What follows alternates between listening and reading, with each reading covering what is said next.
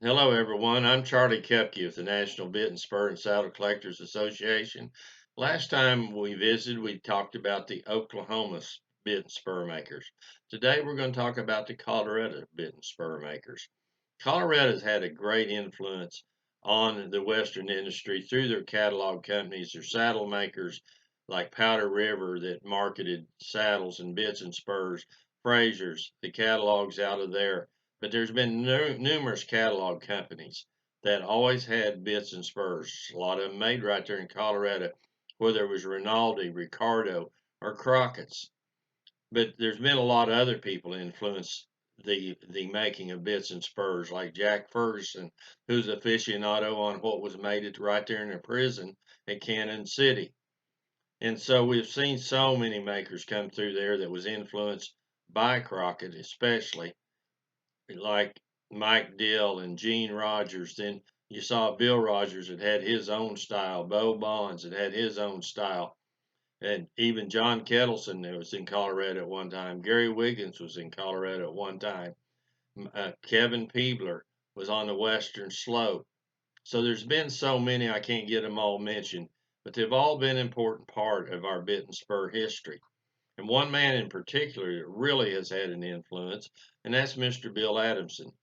He was up north of Denver. He's still going today. He's 93 or 94 years old. He has been the go-to guy about Crockett. He has done more research on the history of Oscar Crockett and the Crockett Company than anyone, and has just been a wealth of information for all of us to resource to. But he's also been a tremendous bit and spur maker, especially in the spur world. And I've got a pair here today I want to show you, a pair that he made that have rowels in the shaft guard, nickel silver rowels that he has finally engraved. And of course, the cutout work on one side, then he put the steer head on the other. But not only did he make the nice button covers, he made the conchos to match him. Then he made the buckles to go right with them and put them on Buddy Foster leathers. Of course, him and Mr. Buddy was also done a lot of work together, and Buddy done a lot of leather work for Mr. Bill. So they had a great influence for all of us, great source of information. But it's just not isolated to Texas or Oklahoma or Colorado. There's so many states that had so many great makers. So while you're out collecting, when you're building your collections, you can always focus on a state, on a maker, on a style, because we have so many to choose from.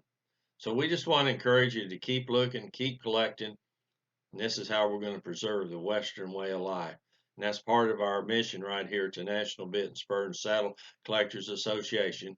Hope you're a member. If you're not, we're easy to find on Facebook or at our website, and it's real easy to become a member. Thank you for watching and have a blessed day.